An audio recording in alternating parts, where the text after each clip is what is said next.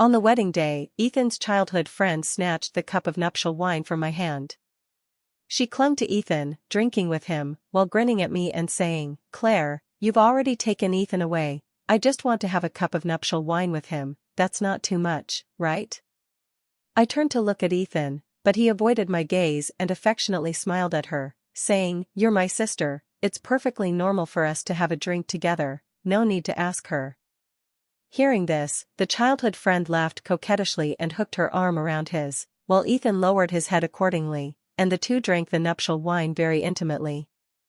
People around whispered, and I stood there, completely disappointed in Ethan. Sensing the change in my expression, Ethan's childhood sweetheart fearfully hid in his arms. "Claire, you're not angry and going to hit me, are you?" Ethan immediately frowned and looked over, warning in a low voice, "Today is a day of great joy, don't cause trouble without reason." Saying that, he walked over and picked up the wedding ring to put it on my hand. I took a step back, my expression calm. "We've already drunk the unity wine, the couple who should exchange rings is you two." My step back was too obvious, Ethan's hand holding the ring frozen mid-air, and his face quickly darkened because of my words. His dark eyes stared at me intently, his gaze full of dissatisfaction. "Claire, what do you mean?" I looked at him calmly. "I don't mean anything, just telling you that the bride's spot has been vacated by me, you can continue the ceremony." As the words fell, Ethan's face grew even uglier. He looked at me with a frustrated and puzzled gaze. "Do you have to make a scene today? So many people are waiting, if you don't cooperate, what will they think of me and Coco?" After speaking to himself, Ethan took a step forward and forcefully grabbed my arm. He warned me again in a low voice, "Claire, put away those filthy thoughts of yours. Coco and I have grown up together since we were little, and I've always treated her like a sister. Coco did overdo it a bit today, but in the end, it's not a big deal. You're going to be her sister-in-law in the future, don't you have even a little bit of tolerance?" Ethan was too rough, I clenched my fists in pain. When I looked up at him, his eyes scolded me as if I were being childish, which made my chest ache with anger. Sister? If Coco had no feelings for Ethan, why would she cling to him for the shared cup of wine at such an important occasion? And Ethan, if he really considered Coco a sister, why would he let her act so wildly? The two of them disregarded my feelings and got intimate in public, causing people to gossip and ruining my dignity. I was lucky I didn't slap them on the spot. Why should I even cooperate? I gritted my teeth and looked at the man I had loved for 3 years, suppressing the anger in my heart as I said, "Let go of me." Ethan felt my struggle, and the last bit of patience in his eyes disappeared. He frowned displeased and said to me, "Haven't I already explained? What are you still fussing about? Do you have to make a scene that can't be resolved just to be happy?" Coco came over and pretended to stop me. "Claire, just stop making a fuss with Ethan. He got up early this morning to prepare things for the wedding and is especially attentive to you. Actually, after all, it's still my fault. I didn't expect you to care so much about the playful teasing between Ethan and me. I apologize to you, please don't make things difficult for Ethan." Coco was good at playing the victim. At this moment, her eyes were red as if she had suffered a great grievance. Ethan was already dissatisfied with me, and at this moment, seeing Coco apologizing, a look of pity for her instantly appeared in his eyes. "Coco, you don't need to apologize to her. It's her own suspicious nature, seeing everything as dirty, it has nothing to do with you." After he said that, he looked at me with disappointment in his eyes, his voice angry. "Claire, I can explain to you if you misunderstand me, but you cannot misunderstand Coco. She is a pure and innocent girl. Have you ever thought about how your words would damage her reputation? You better apologize to her quickly, or else there's no need to go through with this marriage." He was disappointed and angry, but I was even more disappointed and angrier than him. I suddenly shook off his hand, lifted my skirt, stepped back, and met his gaze. Seeing that Ethan was certain I would lower my head and apologize, my voice turned cold. "You don't need to threaten me. This marriage was never necessary to begin with. At first, I agreed to marry into the Xie family because Ethan was good-looking and there were no other women around him. Who would have thought that just after we got engaged last year, that childhood friend who went abroad to study came back. My sisters advised me to be cautious, but I thought, they've known each other for so many years, if there were feelings, they would have been together long ago. Ethan is attentive, he never forgets my birthday or anniversaries, and he often prepares little surprises for me. Whenever he had a business trip or was meeting someone, he always reported to me every moment. He gave me a sense of security, and I gave him my trust. But I never expected I was so wrong. Ever since Coco came back, Ethan's attitude towards me has changed. We agreed to go on a date, but he agreed one moment and then disappeared the next. I couldn't reach him for a whole day and night. Worried about his safety, I stayed up all night and even called the police. When he came back, he only said to me, "Coco was in a bad mood yesterday, so I accompanied her to the beach to relax." No apology, no comforting words for me at all. I was so angry that I had a big fight with him and told him that even if he considered Coco as a sister, he shouldn't have stayed alone with her for a whole day and night. Ethan has always had a good temper in front of me, but that time, when he heard what I said, he angrily shouted at me. "I already said Coco is my sister, can you stop thinking the worst of others?" After saying that, he slammed the door and even sent me screenshots showing he had booked 2 rooms. When I realized I had misunderstood him, I took the initiative to apologize and we made up as before. But disappointment is something that, once experienced, can happen countless times. Ethan no longer treats me as attentively as before, the little surprises stopped, the updates ceased, and even my messages took a long time to get a reply. When I ask, he says he has something going on. When I ask again, it's always related to Coco, without exception. I will never forget the last time I called Ethan when I was hospitalized after the car accident, and he impatiently said, "Claire, when did you become just like those women? Coco twisted her ankle, I was just here to check on her, is it necessary for you to lie?" At that moment, my chest hurt so much it almost went numb. I cried a lot, feeling so heartbroken that I even thought about calling off the wedding. But thinking about the upcoming wedding and all the good things Ethan had done for me, I still felt unwilling to give up. Ethan is my first love, and I wanted to give him one last chance. But when I gave him that chance, he publicly drank the nuptial cup with Coco, trampling on my dignity and face, and even told me to be tolerant. My last bit of unwillingness disappeared. I took a deep breath, looked up at Ethan who was standing there in shock, and said word by word, "Ethan, I want to break off our engagement." Ethan came to his senses, his expression unusually flustered. He was about to say something when Coco, who had been quiet all along, knelt down crying before me. "Claire, you can't break off the engagement with Ethan. You know very well that the Xie family needs the Jiang family's help now. Aren't you just forcing him? I know you're unhappy because of me, and I apologize to you. Rest assured, I will never appear in front of Ethan again." She cried with tears streaming down her face, almost fainting. Ethan, whose eyes had been somewhat panicked just moments ago, instantly looked at me with contempt and anger. He didn't hesitate to reach out and pull Coco up from the ground, then turned to scold me, "Claire, have you caused enough trouble? Coco's family has just suffered a sudden misfortune and is already pitiful, why do you have to pick on her? Don't think you're so great just because your Jiang family is wealthy. Even if the Xie family doesn't cooperate with your Jiang family, we can still get through tough times. If you keep pushing me, I still won't abandon Coco." I thought I was already thoroughly disappointed in Ethan, but now I realize I can be even more disappointed. We've been together for 3 years, and I thought he understood my character. But in Ethan's eyes, I am someone who would threaten him just to drive Coco away. I sneered and said, "Believe it or not, I will break off the engagement with you. From now on, no matter how much you take care of Coco, it has nothing to do with me." I lifted my skirt and turned to walk out. Ethan caught up with me in a few steps and grabbed me. "Claire, stop messing around, the ceremony isn't over yet." I didn't know how to get away from him, and my eyes met Coco's behind him, full of unwillingness. Coco glared at me fiercely, then deliberately pushed the nearby table to make a noise, and the next second pretended to faint on the ground.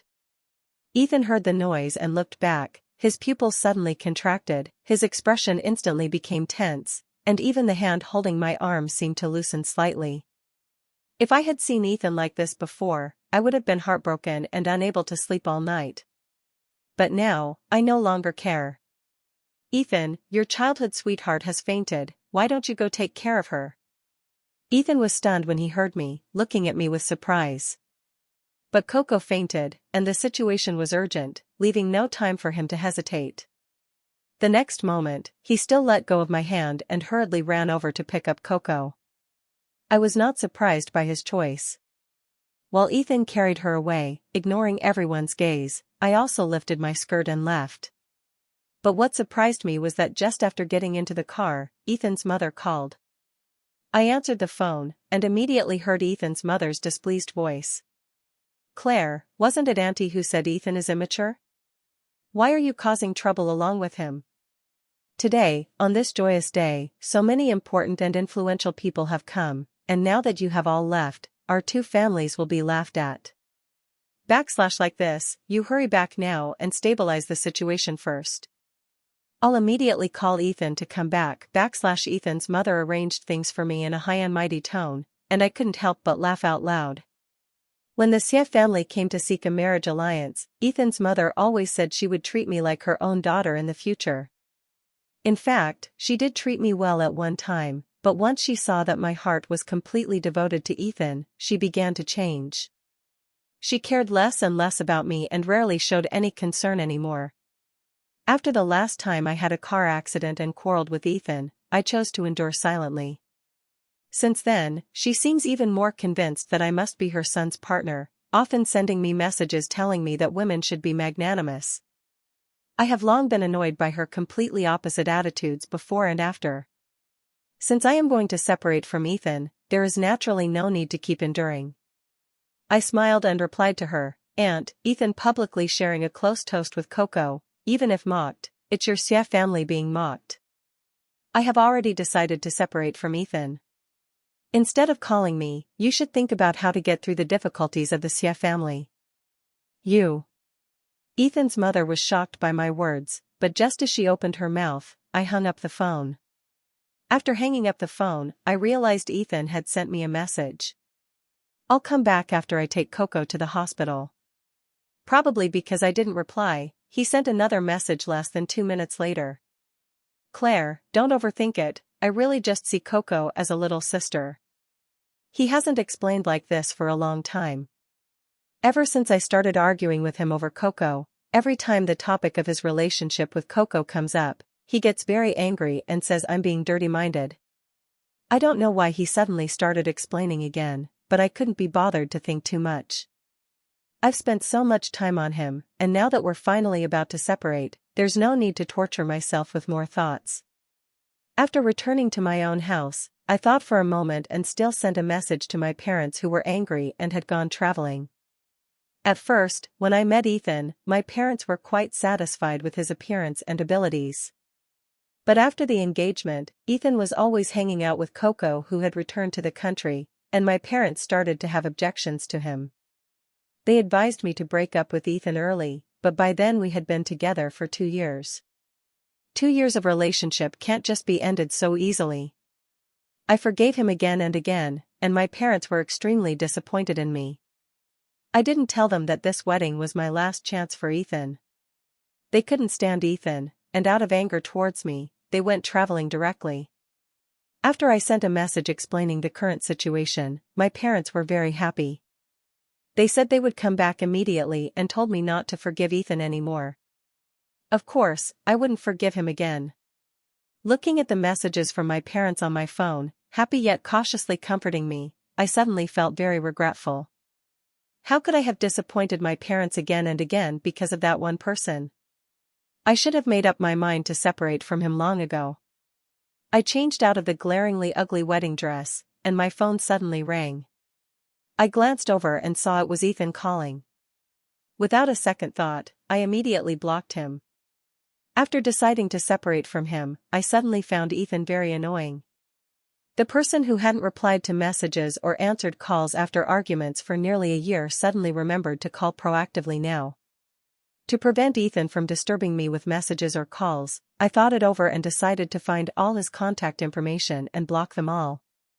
But what surprised me was that Ethan, unable to reach me, actually came to my door. I thought it was my parents returning, so I went to open the door, but when I opened it, I found it was Ethan. His face was extremely ugly, his eyes filled with anger. Before I could react and close the door, he stepped in. "Claire, I really underestimated you. You actually went to complain to my mom. I just took Coco to the hospital, didn't even get to see the doctor, and she forced me to come find you. Since when did you become so selfish?" Ethan said angrily, then suddenly sneered.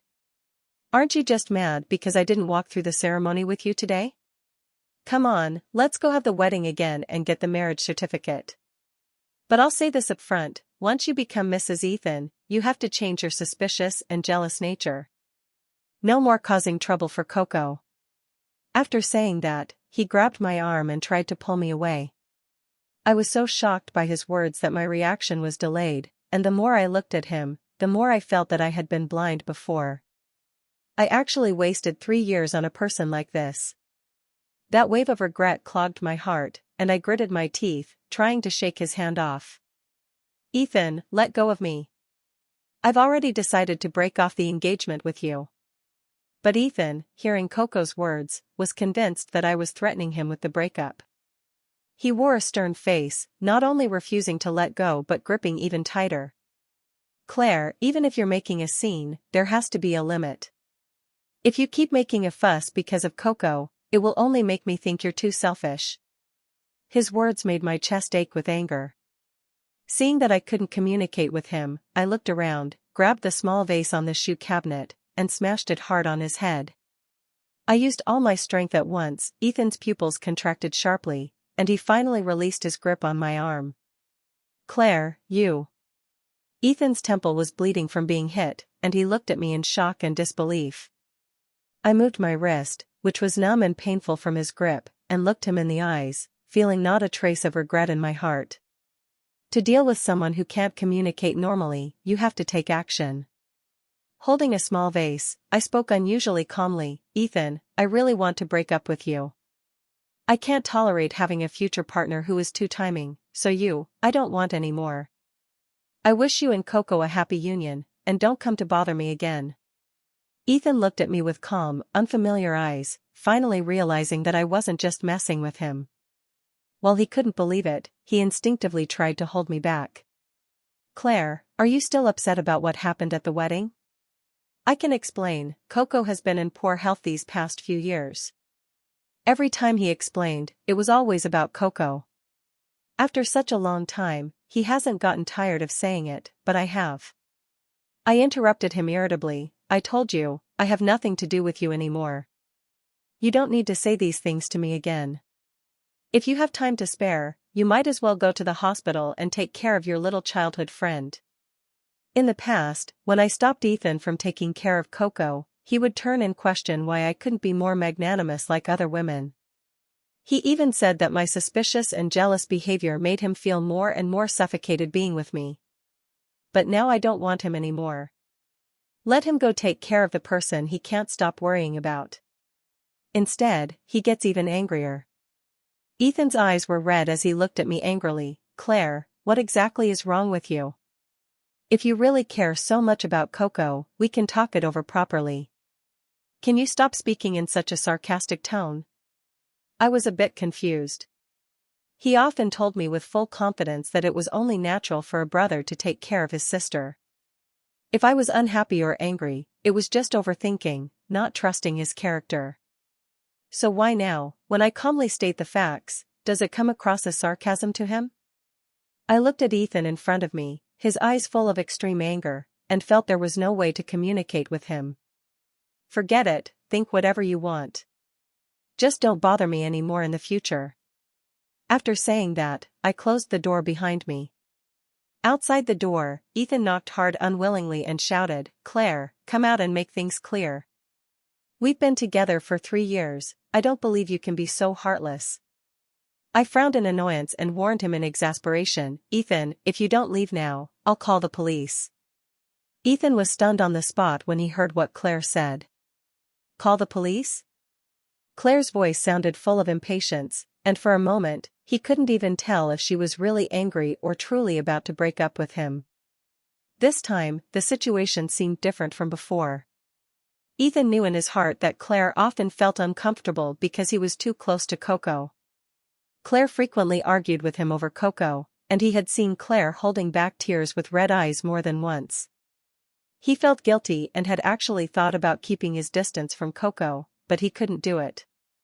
Coco's family went bankrupt, and now she was alone and helpless. They grew up together, and he should help her. Not only him, but Claire, as Coco's future sister-in-law, should also learn to be magnanimous and tolerant. Ethan thought that he couldn't always indulge Claire's childish tantrums. So he advised Claire to be generous, but when Claire refused to listen, he simply put on a cold face. He had been with Claire for 3 years, he knew how much Claire loved him, and he also knew that with the wedding approaching, Claire wouldn't give up on him just because of a quarrel. Therefore, even though he knew it was excessive for Coco to pester him to drink the nuptial cup at the wedding, he still went along with Coco to teach Claire a lesson. Ethan thought that as long as Claire was a bit more magnanimous and turned a blind eye to his frequent help to Coco, he would definitely treat her better in the future. The only thing he didn't expect was that Claire seemed truly angry this time. Ethan frowned deeply, the sharp pain on his forehead was unusually intense. He opened his mouth, wanting to softly coax Claire and ask for her forgiveness. But for nearly a year, it had always been Claire chasing after him to make up, and he had gotten used to this way. Now, being the one to lower his head and coax someone, he suddenly found it hard to say. Ethan stood there, not knowing what to do, when a call came in. He was about to irritably hang up, only to realize it was Coco calling. His expression changed slightly, and he immediately answered. The next second, Coco's weak voice came from the other end of the line. Ethan, I feel so bad, can you come to the hospital to see me? Ethan instinctively wanted to agree, but thinking of the angry Claire, the words somehow couldn't come out. Ethan, why aren't you saying anything? Did your sister-in-law not let you come? You can give the phone to your sister-in-law, let me talk to her, I won't take up too much of your time. Coco's voice was as pitiful as ever. Ethan never thought much of it before, but now hearing it suddenly felt a bit strange. He suppressed the strangeness in his heart and spoke calmly, No, your sister-in-law didn't stop me from coming. Don't overthink it, I'll be there soon. After hanging up the phone, Ethan thought for a moment, then finally said coldly towards the door, Claire, marriage is not something to mess around with. You're angry right now, I don't blame you. Calm down, bring your documents tomorrow morning, I'll come pick you up to register the marriage. Ethan really couldn't bring himself to say words of apology, but he felt that even if Claire was still angry, by the time he said this, she should have calmed down. He was still worried about Coco, so he had to go check on her. As for Claire, after they got married, he would make it up to her with a better wedding. Through the door, I heard Ethan softly finish his call with Coco, then immediately coldly notify me, which made me frown in disgust. Does Ethan not understand human language? I've already broken up with him, yet he still plans to register our marriage tomorrow. He clearly can't let go of the childhood sweetheart he grew up with, but he still wants to trap me by his side. I've never seen such a disgusting person. I was truly blinded by his appearance before. I called the community security guard and told them not to let Ethan in anymore. After doing this, I suddenly received a few text messages. Seeing the familiar phone number, my eyes turned cold. I reached out and clicked to see what Coco had sent this time. As soon as I opened it, I saw a photo, and the person in the photo was someone I knew all too well. It was Ethan's sleeping profile. Claire, when Ethan accompanied me to the beach to relax before, I should have told you that we booked 2 rooms. But that night there happened to be thunder, and Ethan was worried about me, so he slept in my room. This matter has been weighing on my mind for a long time. After much thought, I still feel I should tell you. But don't worry, we didn't do anything. It was my fault, so please don't be mad at Ethan. After reading these messages, my stomach churned violently, and I almost vomited from disgust. Coco has always liked doing things that seem like apologies but are actually provocations. When Ethan brought her brown sugar water and heat packs during her painful period, she proactively told me and then apologized. She twisted her ankle and had Ethan carry her like a princess to the hospital. Afterwards, she felt guilty and uneasy and apologized to me. She apologizes every time, and every time I get so angry I can't sleep. At that time, I confronted Ethan with the message, asking him if he could keep his distance from Coco. He glanced at the message, frowned, and said, "Coco apologizing to you proactively is because she's afraid that if you find out someday, you'll feel uncomfortable. Can you stop overthinking it?" I had a huge fight with Ethan in anger, and the next day Coco messaged me, saying that her original intention was to avoid misunderstandings and that I should not overthink or take it out on Ethan. I endured the disgust and tolerated her again and again because, apart from caring for her, Ethan really hadn't done anything beyond the bounds of principle. I thought Coco was just one-sidedly hopeful and planned to wait until she realized there was no chance and gave up. Unexpectedly, in the end, the one who was played around by this one-sided hope was me. Just thinking about the two of them sharing a bed, and Ethan calling me dirty-minded and making me apologize, makes me feel disgusted and uncomfortable. No, I should say both that scumbag and that slut make me so disgusted I want to vomit. Gritting my teeth, I directly took screenshots of the messages and photos Coco sent, then posted them on Facebook with the caption, "We're done." Everyone in my circle knows that my wedding with Ethan didn't go through. Many people have been asking if it was because of Coco, but I haven't sorted out my feelings yet and didn't know how to respond. Now it's fine, no need to explain one by one. Everyone can understand by looking at Facebook. Less than a minute after posting on Facebook, a friend commented, "Damn, this thick tea flavor is almost spilling out of the screen, so shameless. Good breakup, wishing the scumbag and the bitch get locked up." They really should be locked up, people like them should be together for life and not harm others anymore. Coco probably didn't expect me to suddenly post the message she sent on Facebook. She frantically called me, and after I blocked her, she tried to add me on Facebook again. I blocked her completely. In the end, Ethan somehow borrowed a phone and called me. As soon as I answered, he angrily said, "Claire, you need to delete Facebook immediately. Do you know how much impact this will have on Coco?" I faintly heard Coco sobbing nearby. I felt speechless. Didn't you say she sent the message to apologize to avoid misunderstandings? So why are you reacting so strongly now that I showed everyone her apology text? This is not the same thing. Ethan wanted to say more, but I didn't want to listen anymore, so I hung up and blocked the number. When another unknown number called, I simply put my phone on silent. Ethan couldn't get through, his brows furrowing deeper and deeper. If before he was confident about comforting Claire, now he was completely at a loss. Claire's attitude was too cold, and now he was panicked and uneasy. Coco lay on the hospital bed, crying with red eyes, occasionally glancing at Ethan. But this time Ethan didn't comfort her like before. Frustrated and out of patience, Ethan turned and scolded her, "Can you stop crying? If you hadn't sent those messages to Claire, she wouldn't have taken it out on me." Ethan was really angry. He told Coco to stop talking because he was afraid Claire would misunderstand their relationship. At that time, he was indeed worried about Coco, but nothing really happened between them. Now that Coco has sent those messages, no matter how much he explains, it definitely won't clear things up. Coco was startled by him, looking at him in shock and grievance. After all, they had known each other for so long, and Ethan had never lost his temper with her before. "Ethan, don't be angry, Ethan didn't have the time to listen to her nonsense. His mind was fully focused on how to make Claire feel better. Ignoring Coco's attempts to hold him back, he turned and walked out of the hospital room. Ethan drove to the building where Claire lived, intending to go in and find someone like he did in the afternoon, but he was stopped by the security guards. They said Claire had told them not to let him in. Ethan was shocked and even more panicked inside. No matter how fierce their arguments were before, Claire had never treated him like this.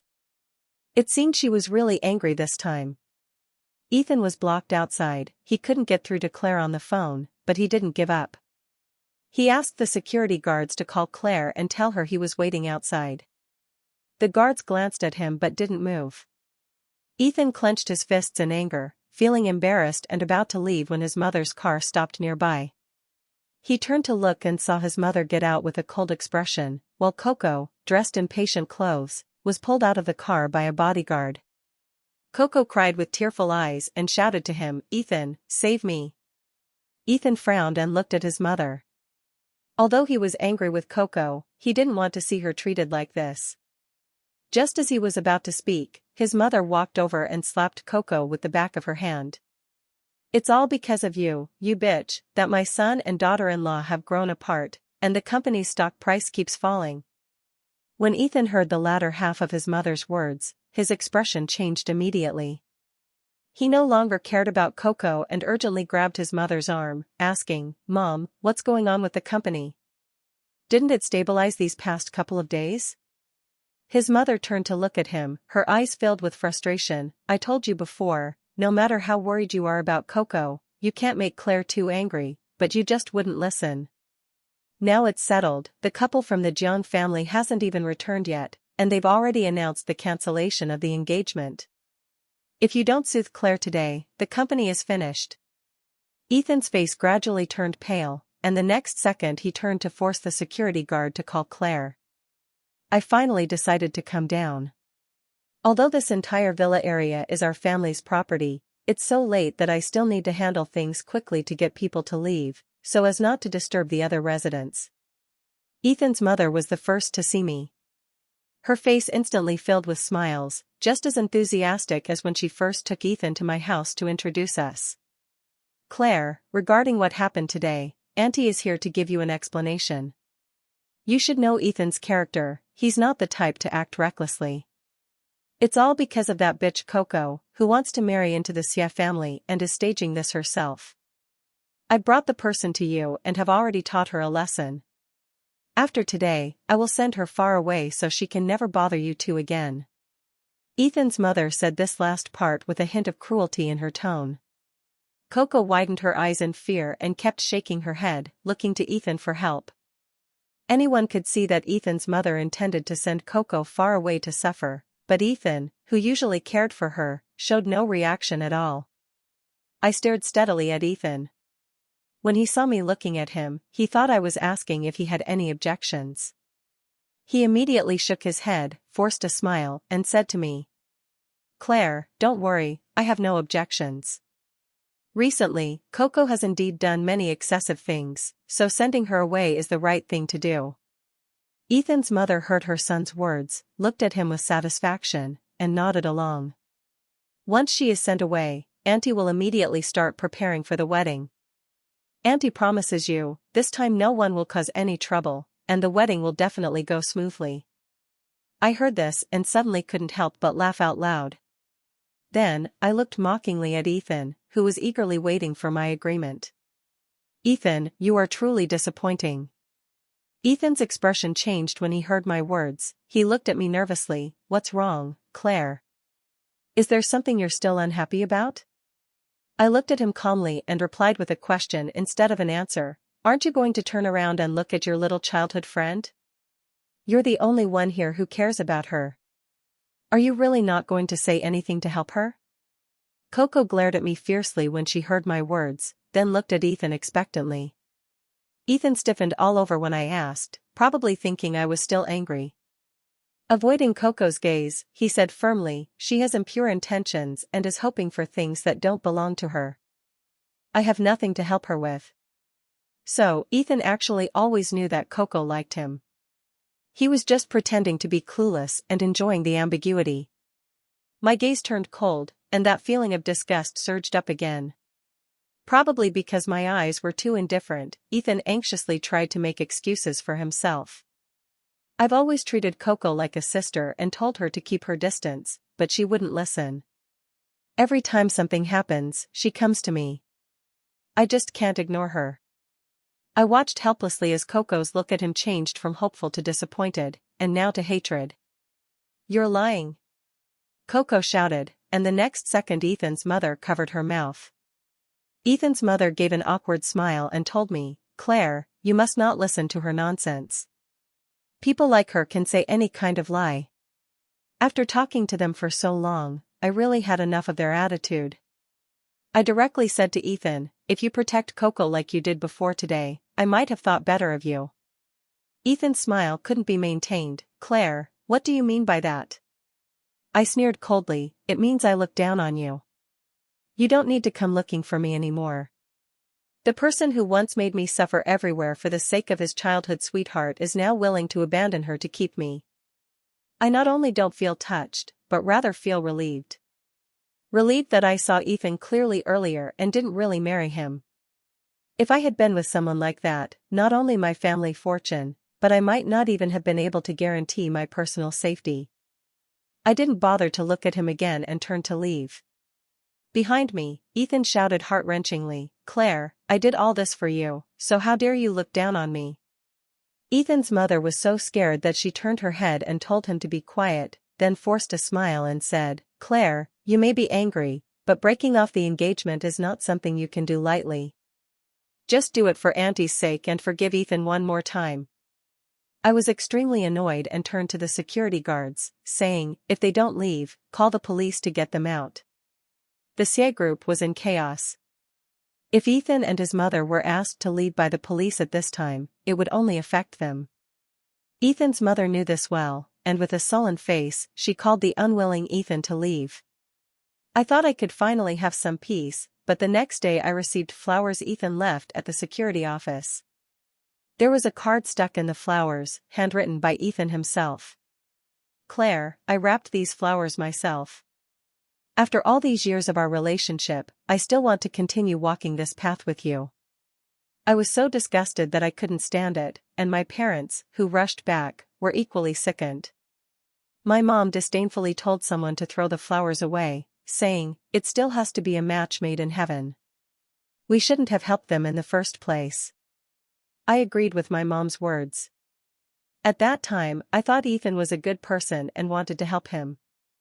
If he was grateful, he would definitely treat me well in the future. Who knew Ethan would be not only ungrateful but also inherently bad? My dad next to me snorted coldly, "That kid has too much free time to be sending flowers, he's living too well. I'll find something for him to do right away."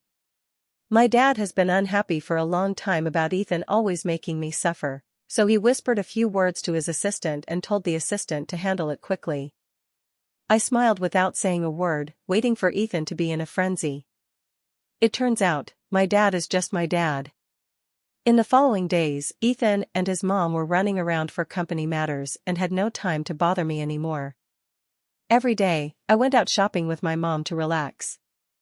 When we had free time, she told me that Ethan had gone to see my dad once but was immediately kicked out by him. I just felt a surge of anger in my heart and thought he deserved it. A few days later, I heard that Ethan's mom was taking Ethan every day, humbly trying to attract investors, hoping to save the Xie family business. But Ethan and I, more or less everyone in the circle knows about us. No one is willing to invest in a thankless person. Ethan and his mother have hit obstacles everywhere, and they were even caught arguing on the street. I watch their latest news on time every day. Their embarrassment has been my mental damage compensation for the past 3 years. The only thing I didn't expect was that when the Xie family needed help the most, Coco ran away with the Xie family's gold, silver, and jewels. Ethan and Ethan's mother went crazy looking for her, but they couldn't find her no matter what. The company's cash flow ran into problems. The money they had left was nowhere near enough to cover the deficit, so they had to file for bankruptcy. On the day the Xie family went bankrupt and was liquidated, my parents and I boarded a plane, planning to have a good trip to relax for a while.